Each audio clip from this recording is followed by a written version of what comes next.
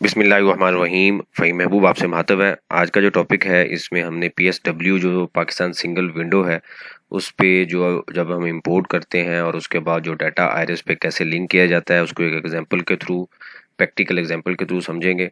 और इस पे कौन कौन सा जो टैक्स है वो हमारे लिए एडजस्टेबल है, कौन कौन सा टैक्स किस स्टेज पे हमने एडजस्ट करना है और हमारी इनवाइस वैल्यू क्या है, किस तरीके से हमने कॉस्टिंग करनी है। तो छोटा सा एक लेक्चर है जिसमें हम सारे स्टेप स्टडी करेंगे। तो ये मैंने आपके सामने PSW पोर्टल ओपन किया है और आप सबको पता है कि ये कुछ टाइम पहले लॉन्च किया गया था। इससे पहले वीबॉक था और अभी ये 100% इफेक्टिव है पाकिस्तान PSW। और जितनी भी अब इंपोर्ट हो रही है उसकी सारी डॉक्यूमेंटेशन इसी पोर्टल पे हो रही है। मैं अभी इसको लॉगिन कर रहा हूँ। जैसे ही मैंने लॉगिन किया है तो आपके सामने इस तरीके से कुछ ऑप्शंस अवेलेबल होती हैं। ये सिमिलर पोर्टल है जैसे आईरिस का पोर्टल है, सिर्फ इंटरफेस चेंज है। तो स्टेप बाय स्टेप हम सारी चीज़ें स्टडी करेंगे। लेकिन अभी जो हम पॉइंट देख रहे हैं, हम जब भी हमने कोई चीज़ किसी चीज़ की कॉस्टिंग करनी है, नॉर्मली होता क्या है कि बड़ी कंपनीज़ में या इवन जो स्टैंडर्ड या मिडिल लेवल की कंपनी है उसमें इंपोर्ट डिपार्टमेंट सेपरेट होता है और टैक्स डिपार्टमेंट सेपरेट है। लेकिन मेरी ये सजेशन होती है कि इंपोर्ट और टैक्स को कंबाइन वर्किंग करनी चाहिए ताकि जो डाटा है वो सेम पेज पे रहे। तो ये विंडो ओपन करने के बाद गुड डिक्लेरेशन पे आपने क्लिक करना है। जैसे ही आप क्लिक करेंगे तो आपके सामने ये विंडो ओपन होगी। यहाँ पे इंपोर्ट का पोर्शन है, ये एक्सपोर्ट का है। एक्सपोर्ट के ऊपर मेरी ऑलरेडी वर्किंग जारी है। जो टैक्सेशन का कोर्स है उसमें इंशाल्लाह मैं एक्सपोर्ट भी ऐड करूँगा फ्यूचर में कि एक्सपोर्ट किस तरीके से करनी है, किस किस स्टेज पे क्या इशूज़ हैं और क्या प्रोसेसेस हैं। तो ये सारी चीज़ें डिस्कस करेंगे। और इंपोर्ट के लेक्चर हम ऑलरेडी जो प्रॉपर क्लासेस आप ले रहे हैं उसमें हम स्टडी कर रहे हैं कि क्या उसकी कॉस्टिंग है। अभी हम उसका प्रैक्टिकल वर्जन देख रहे हैं। तो ये क्रिएट इंपोर्ट में मोस्टली जो इस टॉपिक पे अब मैं नहीं जा रहा कि हम जब इंपोर्ट करते हैं तो हमने क्या प्रोसेस फॉलो करना है, वो PSW के कोर्स में इंशाल्लाह कवर होगा। अभी जो पॉइंट है वो ये है कि JDs आ गई हैं, यानी कि गुड डिक्लेयर हो गई हैं। और गुड डिक्लेरेशन के बाद जब सबमिट होता है तो उसको हमने FBR का जो नेक्स्ट बी है उसमें किस तरीके से डाटे को लोड करना है। तो ये नेक्स्ट बी आपके सामने मैंने ओपन किया है FBR में। तो यहाँ पे ये एक JD आ रही है, उसकी क्वांटिटी मेंशन है और सेल टैक्सीबल वैल्यू इंपोर्ट ये कैसे आया है, सेल टैक्स कैसे आया है, वैल्यूडेशन कैसे आया है और क्या क्या चीज़ें जनाब हमने एडजस्ट करनी है। उन सब चीज़ों को के लिए एक तो ये है कि हमारे पास फिजिकल डॉक्यूमेंट आएंगे और उस DD की कॉपी होगी, सारी डिटेल अवेलेबल होगी। लेकिन क्विक इन्फॉर्मेशन के लिए, वेरिफिकेशन के लिए मैं हमेशा ये कहता हूँ कि फिजिकल डॉक्यूमेंट को ऑनलाइन लाजमी चेक किया करें। सबमिट पे आप क्लिक करें तो आपके सामने एक JD आएगी कि ये अप्रैल के अंदर इसको इंपोर्ट किया गया है। तो इस पर आप व्यू पे क्लिक करें। जैसे आप व्यू पे क्लिक करेंगे तो ये सारी इंफॉर्मेशन ऑनलाइन हमारे सामने अवेलेबल है। और हमारे जो रेलिवेंट इन्फॉर्मेशन है, यहाँ पे हम रेलिवेंट इन्फॉर्मेशन के लिए आएंगे। जो डिक्लेयर आइटम है यहाँ पे ये सारी वैल्यूज़ को अगर हम जमा करेंगे तो ये इनवाइस वैल्यू हमारे पास बनेगी। अभी मैं आपको इनवाइस दिखाता भी हूँ। और ये हमारी रेलिवेंट चीज़ें हैं, ड्यूटीज़ एंड टैक्सेस हैं कि इनमें से कौन कौन सी चीज़ें हैं जो जो एडजस्टेबल है और कौन कौन सी चीज़ें वो वाली जो हमने कॉस्ट का पार्ट बनाना है। मतलब अगर हमारी कॉस्टिंग ठीक होगी तो हमारी सेलिंग प्राइस ठीक होगी।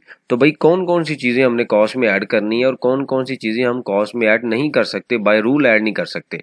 तो अगर हम ऐड करेंगे तो हमारे ऊपर फ्यूचर में इशूज़ या पेनल्टीज़ या कंप्लाइंस की जो चीज़ें हैं वो इशू हो सकती हैं और हम जो टैक्स है वो भी एडजस्ट नहीं कर सकते। तो इसके लिए हम सबसे पहले जो एग्जाम्पल मैंने बनाई है वो ये है कि इनवाइस वैल्यू हमने चाइना से इंपोर्ट किया और इनवाइस की वैल्यू है 285,967। ये हम ऑनलाइन भी चेक कर सकते हैं, यहाँ पे ये डाटा अवेलेबल है। तो हमने इनवाइस पे क्लिक किया, ठीक है। जैसे आप इनवाइस पे क्लिक करेंगे तो आपके सामने वो PDF में फाइल डाउनलोड करेगा, ये इनवाइस आएगी। उस इनवाइस की जो टोटल वैल्यू आ रही है 285,967, ठीक है। अब इसका उस टाइम पे जब ये चीज़ डिक्लेयर हुई तो उसका एक्सचेंज रेट ये वाला था और PKR में हमारे पास वैल्यू आ गई 8242,035। मतलब कन्वर्ट करने के बाद पाक रुपीज़ में हमने ये पे करना है। उसके बाद अब आता है कि जी कौन सी चीज़ें, जैसे हमने अभी ये देखा है कि जनाब ये चीज़ें वो वाली चीज़ें हैं जो हम डिक्लेयर कर चुके हैं। कौन कौन सी चीज़ें हैं उसमें जनाब, सबसे पहले आता है हमने सिंध ड्यूटीज़ पे किया है, सेस पे किया है, कस्टम ड्यूटीज़ हैं, सेल टैक्स है, एडिशनल सेल टैक्स है, रेगुलेटरी ड्यूटी है, इनकम टैक्स है और एडिशनल कस्टम ड्यूटी है। भाई कौन कौन सी चीज़ें हम ऐड करेंगे तो हमारी जो चीज़ें हैं वो जनाब कॉस्ट का पार्ट बनेंगी। उसके लिए मैं यहाँ पे आपको हाईलाइट कर दूँ। हाईलाइट ये इनवॉइस जब हमने कॉस्टिंग करनी है तो याद रखें कॉस्टिंग करते हुए हमने क्या क्या चीज़ें लेनी है। नंबर 1 हम इसको ऐड करेंगे, यानी कि जो सिंध स्टैम्प ड्यूटी है एडजस्टेबल नहीं है, इसको ऐड कर लिया जाएगा। उसके बाद कस्टम ड्यूटीज़ को ऐड कर लिया जाएगा, ठीक है। उसके बाद ये जो दोनों चीज़ें हैं, ये जो monthly sale tax return file करेगी उसके लिए हमारे पास इनपुट आएगा। अभी हम आईआरएस पे भी देखते हैं, ये जो ड्यूटीज़ हैं इसको भी जनाब ऐड कर लिया जाएगा। और इनकम टैक्स जो है ये चूंकि मिनिमम टैक्स हम पे कर रहे हैं, साल के एंड पे जब annual income tax return file करेंगे तो उसके साथ हम इसको कंपेयर करेंगे। जो स्टूडेंट प्रॉपर क्लासेस ले रहे हैं उनके लिए तो हम डिटेल में स्टडी कर चुके हैं। उसके बाद आता है जी एडिशनल कस्टम ड्यूटीज़, ये भी हम क्या करेंगे, ऐड कर लेंगे। तो ये सारी चीज़ें जो मैंने अभी हाईलाइट की हैं, इन चीज़ों को ऐड करने के बाद मतलब ये वाली चीज़ है, ये है, उसके बाद कस्टम ड्यूटीज़ हैं, फिर रेगुलेटरी ड्यूटीज़ हैं, फिर जनाब एडिशनल कस्टम ड्यूटीज़ हैं। इन सब को आप जमा करेंगे तो आपके पास जो वैल्यू आएगी वो 402372 आएगी। तो यहाँ पे हम लिख देते हैं कि जी ये क्या है, अदर चार्जेस है, ठीक है। तो हमने 8242 जमा 402375 किया तो टोटल वैल्यू बन गई 8644403407।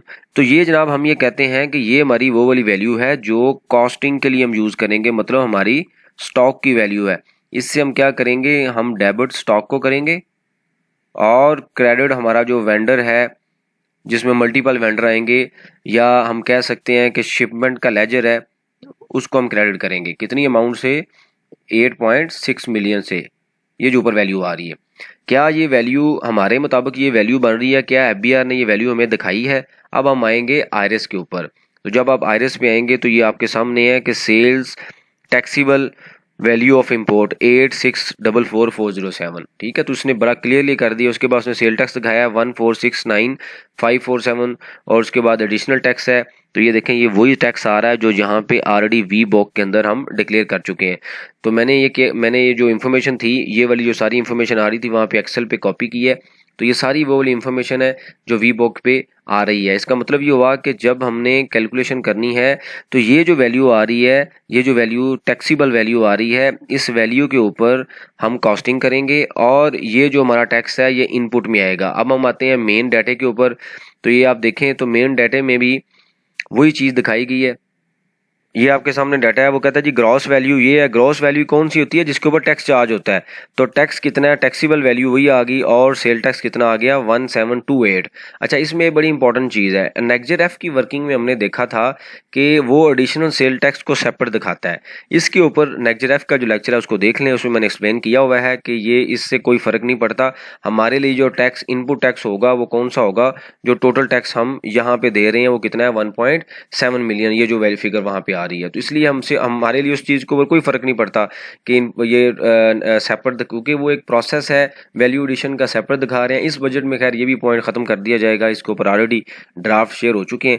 तो टोटल जो टैक्स हमने पे किया सेल टैक्स वो 1728,884 है, जो कि हमने इस एग्जाम्पल में भी देख लिया, ऑनलाइन भी देख लिया। अब एक चीज़ रह गई है, वो क्या रह गई है कि भाई इनकम टैक्स कब एडजस्ट होगा। तो देखें, जो इनकम टैक्स है ये हम जैसे ऑलरेडी स्टडी कर चुके हैं कि इनकम टैक्स जब एनुअल रिटर्न हम फाइल करेंगे तो उस टाइम पे हम एडजस्ट करेंगे।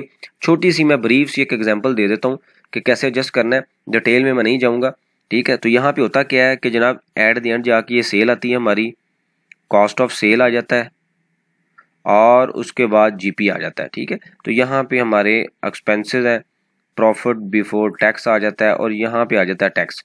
अब हमने टैक्स कितना पे किया हुआ है, 17 वाला हम यहाँ पे लिख देते हैं कि जी हमारा जो मिनिमम टैक्स हमने पे किया हुआ है ना वो बनता है 1789। फॉर एग्जांपल काउंट्स बनाने के बाद जो टैक्स बनता है वो बनता है 185,000। तो ये जो टैक्स होगा ये कौन सा है, ऑलरेडी पेड, और ये लाइबिलिटी है, तो डिफरेंस हम क्या करेंगे, गवर्नमेंट को पे कर देंगे। लेकिन हमने मिनिमम पे किया है 179 और हमारा टैक्स काउंट्स के मुताबिक फॉर एग्जांपल बन जाता है 170,000, ठीक है। तो अब होगा नहीं, ये नहीं होगा कि हमें 9001 जो 98 है वो रिकवर हो जाए, ऐसा नहीं होगा। ये हमारा मिनिमम टैक्स है जो हमने देना ही देना है। आपने कॉन्सेप्ट पढ़ा हुआ है मिनिमम टैक्स का, बड़ी डिटेल में हम स्टडी कर चुके हैं, जो स्टूडेंट्स प्रॉपर क्लासेस ले रहे हैं, इवन पब्लिक चैनल के ऊपर भी फ्री मैंने रखा हुआ है लेक्चर, उसमें पढ़ा हुआ आप देख लें।